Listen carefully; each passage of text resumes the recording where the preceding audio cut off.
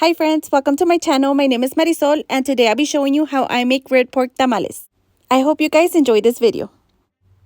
The ingredients you will need are Maseca corn flour, corn husks, lard, baking powder, salt, chicken bouillon, ground cumin, bay leaves, New Mexico Chiles, and pork butt roast.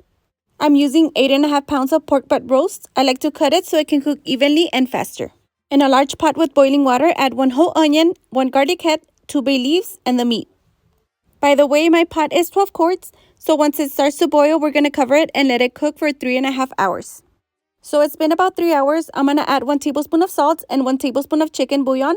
Now 30 more minutes to go. And after 30 minutes, the meat is ready. As you can see, it's very tender and falls apart easily.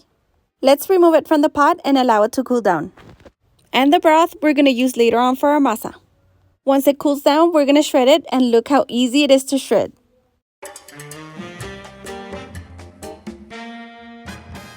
So now we're going to place the corn husks in water and let them soak for about an hour to 2 hours.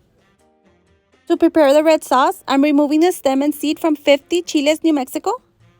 You can also use Guajillo or California. I like New Mexico because you have an option to choose from hot or mild. If you like your sauce really hot, you can also add some chiles de árbol. Now we're going to rinse them and boil them for about 10 minutes. We're going to turn off the heat and let them cool down a bit.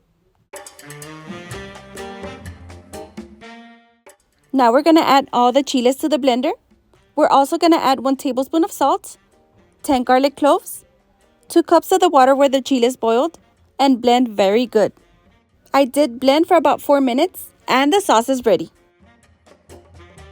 Now we're going to strain the sauce, but if you have a really good blender, you can skip this step. And we're looking for this consistency. The thicker, the better. And now in another pot, I'm adding about 3 tablespoons of oil. Once it's hot, I'm going to add the sauce.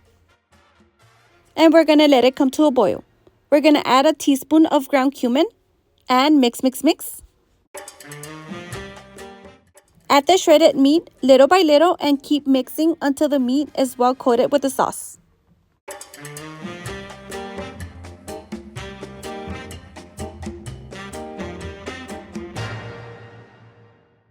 And this is how it should look. Now let it boil for about 3 minutes and it's done. To prepare the masa, in a bowl, add 1 pound of lard. Make sure it's room temperature. Add 3 tablespoons of baking powder. This will help the masa get fluffier. And 3 tablespoons of salt. Now we're going to mix that very well.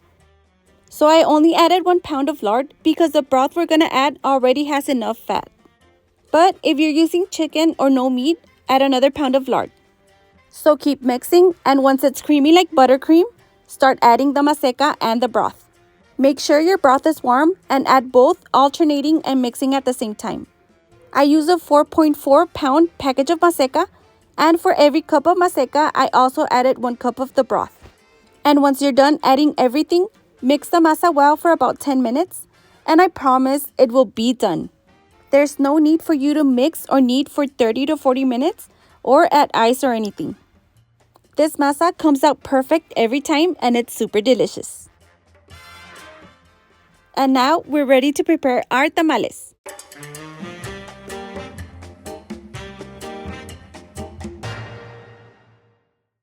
So there's 2 sides to the corn husks, a rough side and a soft side. We're going to spread the masa on the soft side. That way when they're done, the tamal can easily come off the husk. Add as much filling as your heart desires. Now we're going to bring both ends together, fold it in half, and fold the tip up.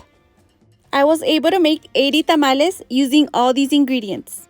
We're going to use a steamer pot, add water to the bottom, and I'm using 3 pennies, so while it's boiling, the pennies keep moving and rattling. If they stop rattling, your pot needs more water. Add the tamales to the pot and make sure they're all standing. Cover them with a wet towel and aluminum foil so all the steam can stay in. And cook on medium heat. I did cook mine for about 3 hours because I made so many tamales.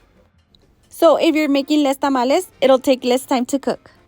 And once they're done, it's going to look like the masa is still soggy, but take them out and let them rest for a good 15 to 20 minutes for the masa to set. And they're done.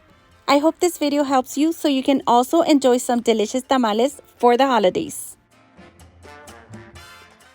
As you can see, they come out perfect every time.